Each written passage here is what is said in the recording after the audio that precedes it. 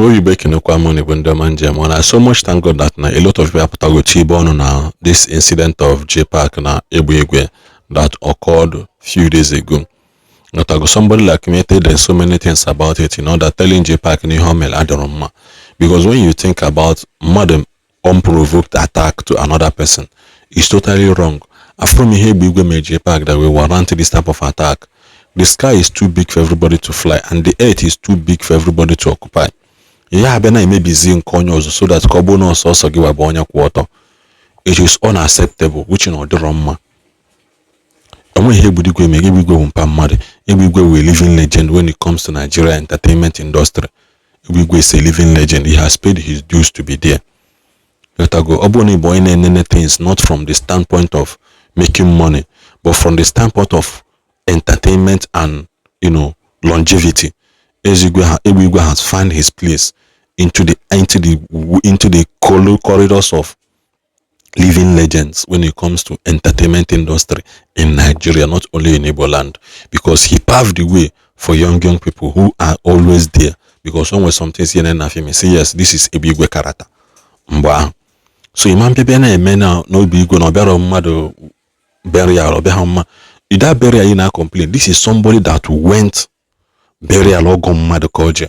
Or you did not ask the reason. If you do scandalize one mother, or be anyhow on social media, which I still standing at JPAC owns Egbeigwe unreserved apology.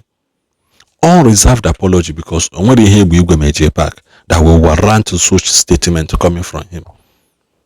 When you hear JPAC, you hear Egbeigwe made JPAC, nothing.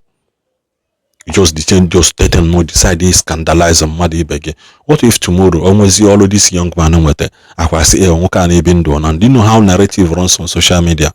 People wanna really take time re-verify as much as that thing is coming from a big page only about 100,000 200,000 followers. Once he pass on that information, 50,000 people Zulu Hania. By the time another 20,000 is Zulia. It will know Mbonya we have we decided that to to rearrange your home because as you know one of the cable abapo or nada anachi yatazo. Before you cannot amend the feature but you cannot feature okuno. It damage it damage Egbeigwe reputation. So you have to be the one to come out and apologize to Egbeigwe. Because from here Egbeigwe mega.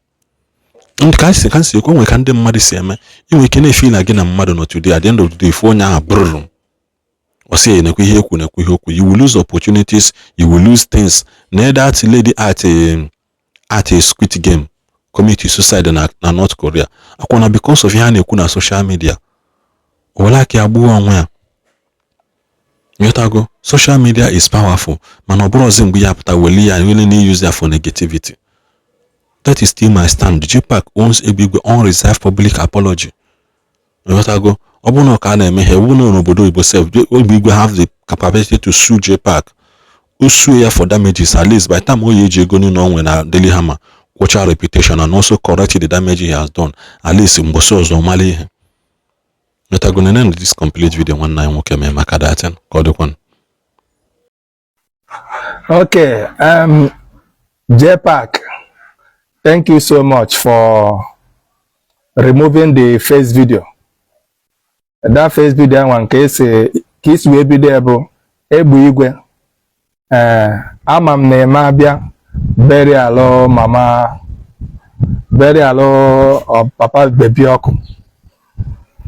Na man we talk case will be there. About a bizagon onyanwa. So that was the first video Ibuza where met the first video, the second video. Where say no Abuze na Egbeigwe reply ya get the second video. You were not chom, you were measure the third one.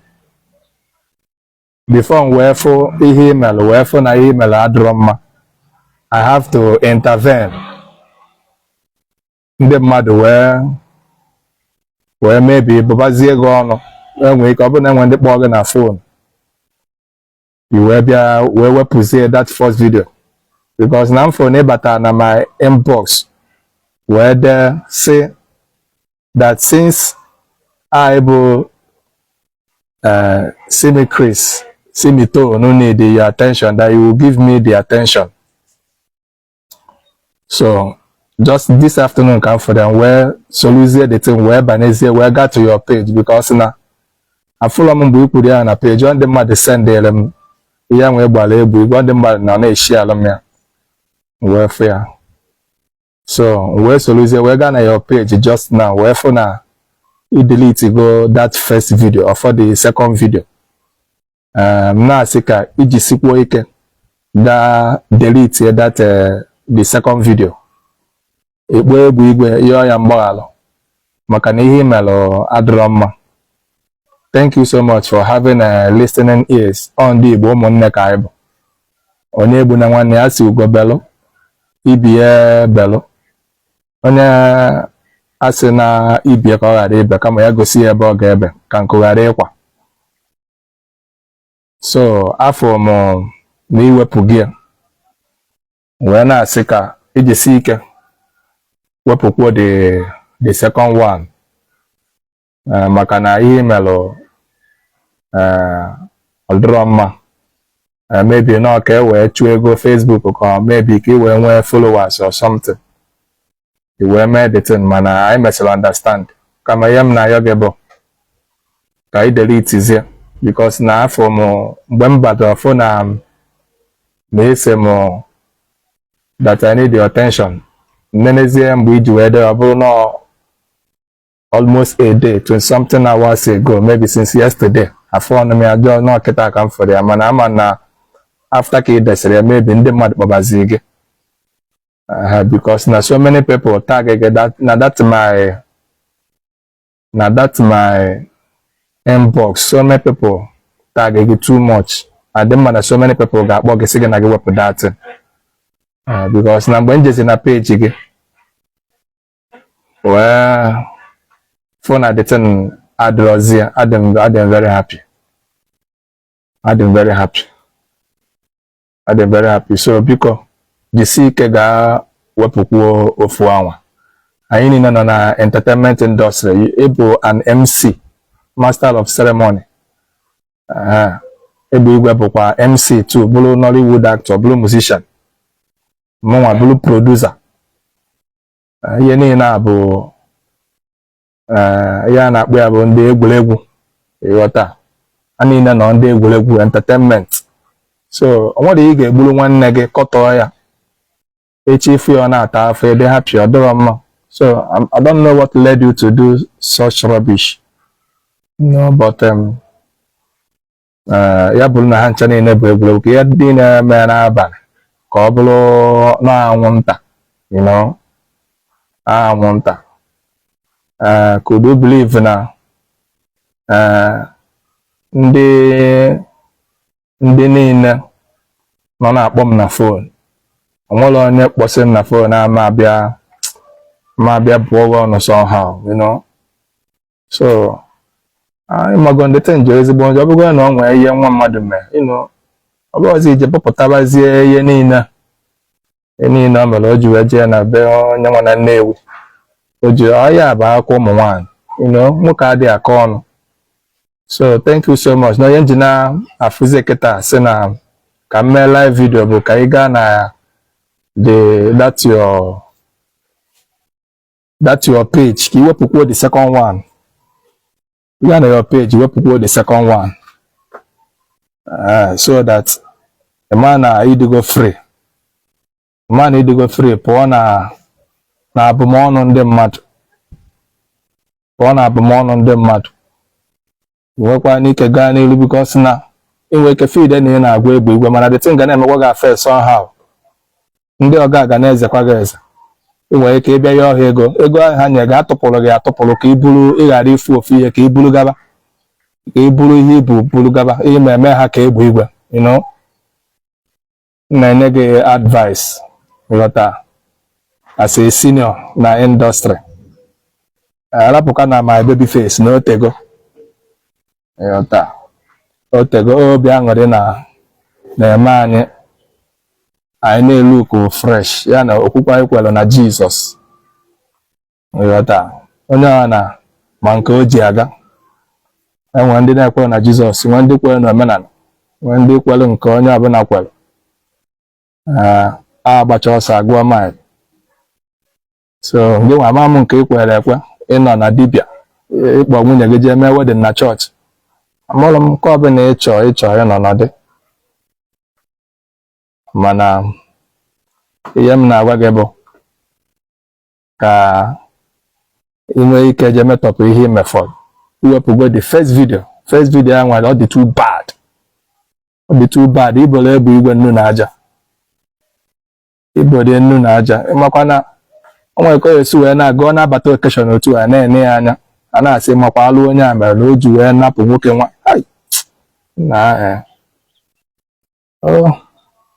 ọ na-agafesi na streeti asị na-ekwe nwoke a jelu Nnewi je napụ jenasịsịa jenalụ dimkpa mmadụ ibie ihe o ji ezu ike. Dịtị na na-atọ gị ụtọ ị nọ na-aṅụpụ mmanya, nwoke mmadụ anọ na-agọnị. But thank God nọ ndị mmadụ ụlọ ama m amalụ nwunye ya. They are my friends, they always come to my house. Nwunye bụ strong, nwunye ya na-akọrị nwunye ya sendịọd, you know.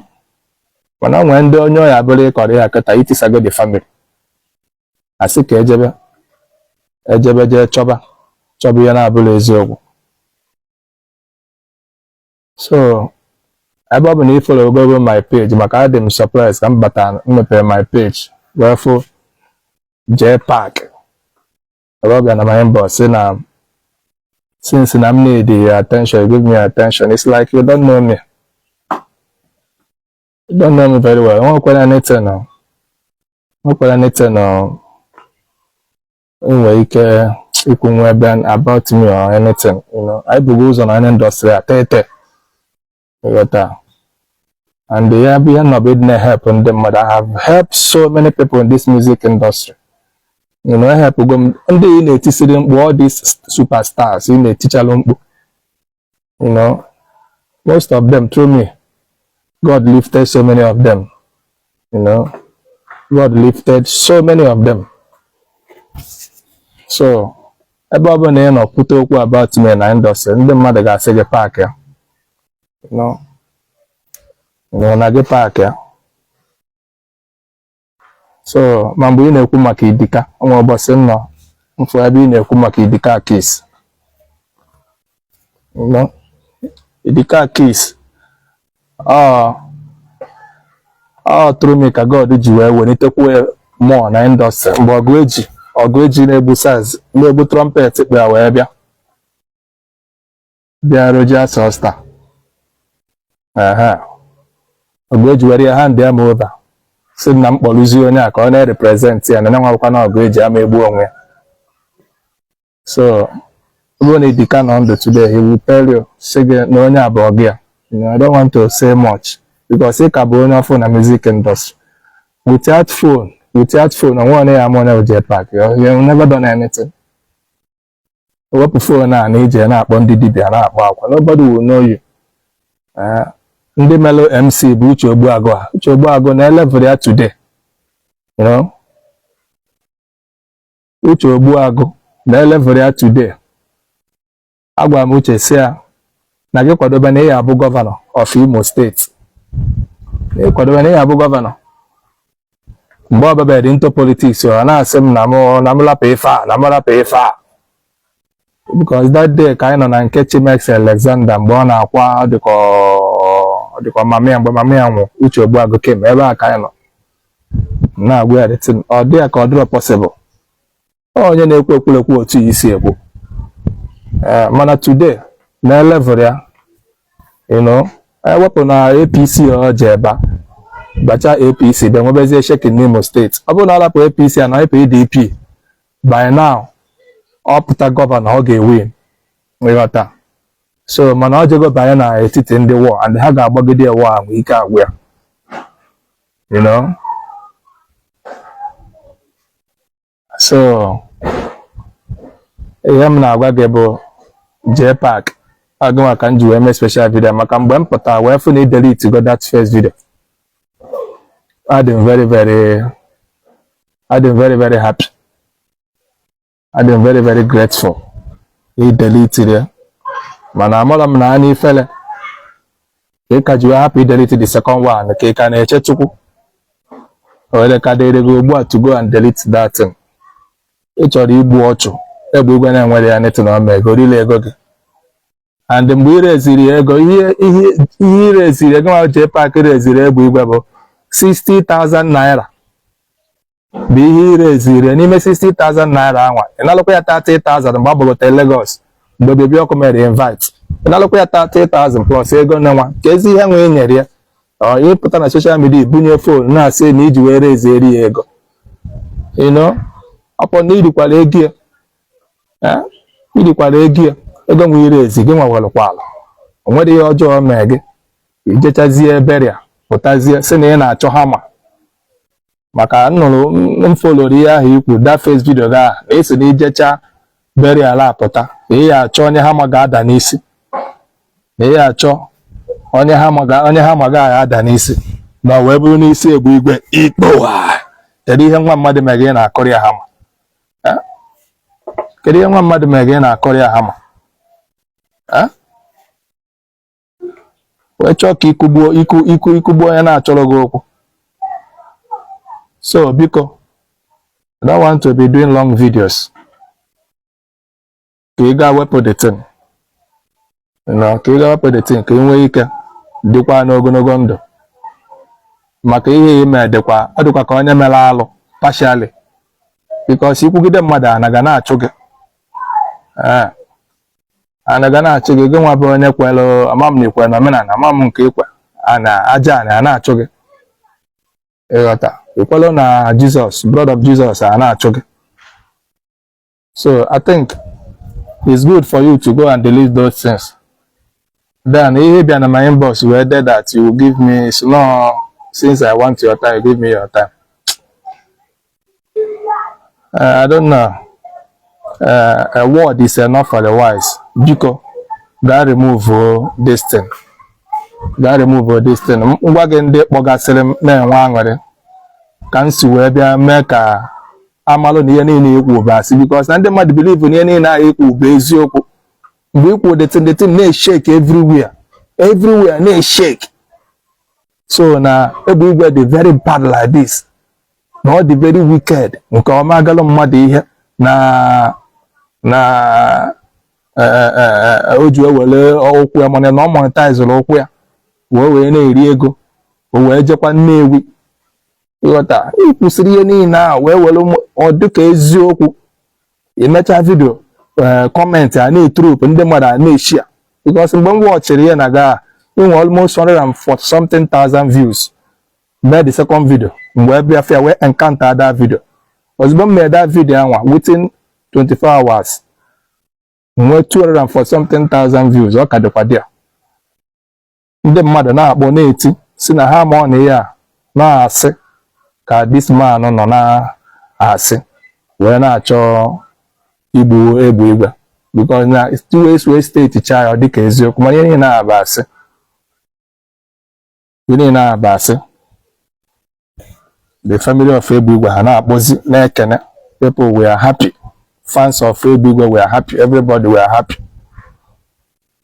So alụsigo m ọrụ na studio gbagotezie mepezie phone mfụ na message na-abịa dị na phone dị too much, n'ezie na ọ bụrụ JPAC that I want your attention, I give it to me. Mfollozie the thing ka m fugodi onwe ihe ọzọ ide na your page fuzie na delete go the video. So thank you so much boy, thank you so much. Jisi ike delete kwa the second one ụbọchị nta ka chụọ na Owerre. Ndị obodo unu kpọkwa m dịkwa too much. Ndị obodo unu ha sị na ofu ihe ị na-emekwa dị ka ị na-eme na your both your family, your village, everywhere, no okomoko. Ma nke gị na njide oge echi njaka, gị na oge echi njaka na kpọlụ si ma na kpọlụ ndị niile bụ ndị ọgaranya asị na ihe ha gwacha gị secretly. Biko m na-achọ ka ị chegharịzie, drop your sin. Nghọta ọ bụgo na onwe ihe Egbeigwe mere gị na-ekwulu, gbaalụzie ya na nke ikpeazụ nna but I got delete the second video because I'm a program now. Because the program. Mpatazie kwa bụ na delete gị adị menye gị iwu you a big boy. You got that. You're a big boy. So just man or digger. You can me. Kachuko gozie. Gozikwa ndị fans nne na follow all my fans. Now thank you guys too very well. You guys are too much. Because half of now you need a hadel. Maka JPAC ji wee delete that video. Yota. Ebe na comment section wee fụ ka ndị mmadụ si address JPAC. Eziokwu. Ige nwa JPAC gocha ige nwekwu BP. So thank you all my friends for na ihe nkwu bụ eziokwu kwado. Wee kwado the thing. Wee fụ na today now. JPAC delete go number 1 video. Or for the second video. Maka mụ amakwa na delete mu ya because na mana JPAC wee kwa bịa sị gị na maka how many views, how many followers ka bụ enugwe kpudo. Mana ihe megidere wee je delete video na-achụ 200,000 views. Ihe nwetara afọ wee nweta. Na-asị na ọ dịrọ ize. Jisizi ike wepụtapụ the other one. Ka Egbeigwe nwee ike dizie relax. Ndị family adị relax maka asị na gị na-adị echefu. Na internet never forget, you know. So how come I delete it? Okay, internet forget ya. Then ha nwee chefukwa anụ. Ịghọta. Ngwan. Thank you so much, all my good friends. After Dera, you know. Chukwu gozie unu. Nke bụ eziokwu bụ na anya m adịghị declare mana nna afụ so many things a na-ede ebe a. You know. Ọrụ m na-afụ Anthony. God, I don't have to Zike. I don't have to Zike, but I'm very grateful because ndị ga-edenwu there tag JPAC ewepụkwa the second video, ewepụkwa the first video ka o nwee ike nwee ogologo ndụ ka Chukwu nwee ike gbagharịa. Ọ bụrụ ma JPAC emela alụ na the guy emela abomination, ọ bụla mgbe ị gbalụ mmadụ egbe bụ na igbu mmadụ, ọ bụrụ ya, you know. Okwu ọnụ na-egbu mmadụ enwe BP enwụrụ. So thank you guys. I'm in my house. This is my first time I've been live video alone. You know, live video never before but na studio. Emecha ndị Facebook, emecha live video asị na I get delete here under 30 days. Then I stopped doing live video. When ka Chineke gozie unu niile dịka unu na-enyere m aka gwa JPAC ka ọ delete kwa the second video ka Chukwu ghara ekpo ya ọkụ maka Egbeigwe sị na ọ bụrụ na ọ na-eche ka ọ saa ya okwu na ọ masị ya kama na Chineke ya akpụ ya ọkụ. Chineke akpọzina ya ọkụ. O delete go ofu, o delete kwuzie nke ọzọ ọkụ anamala onwe mana ọ na o delete ya ọkụ a nwekwara ike kpọọ ya mgbe ọkpọcha ya dịka ebe ndị bakasị kpọrọ mmadụ ọkụ. Maka the way ndị bakasị si akpọcha mmadụ mgbe ọ dị terrible. Elota m mgbe ahụ one of my younger friend, one small boy mgbe ahụ a na-echi eziri ozi and papa the boy ọ dị street ezi egozi jee pụta. This boy wee jee ozi wee chegide ya na-ajụ this boy kedu ebe ị nọ a na-achọ send mmadụ ka achọba ya side Ọchanja maka ebe egburu edi na n'ọgụ bụ ọ bụla dị na n'ọgụ ka egburu mgbe ahụ ọ deli ka nwa amama. A na-achọ this boy nna kedu ebe ị nọ afụrụ ya esend ndị mmadụ a na-achọgharị.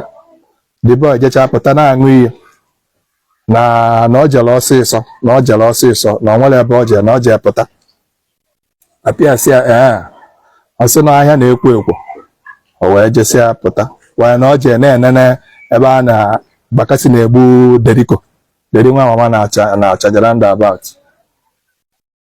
So papia si okay, no problem, apịazi ụtarị.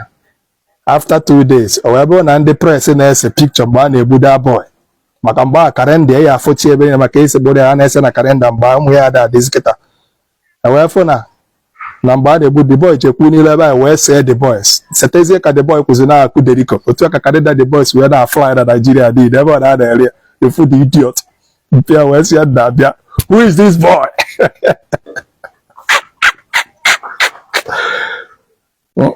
efuzi ebe a kpọchara deriko ebe aka ya dị otu a you know so ka ịdị ọkụ a ghara ịgba JPAC maka ịdị ọkụ a ka ebu ugwesi na Chineke ga-akpụ ya ọkụ kpọọ ya ọkụ kpọchaa ya ọkụ ọfụma mana ọ bụ na o delete na the second video Chineke ama akpọzi ya ọkụ Chineke ama akpọzi ya ọkụ nyanwa ezukwuo n'ike nalabazie sọ ngọzi ngwanụ daalụ na onye nwe anyị gbaa unu ume n'aha Jizọs amen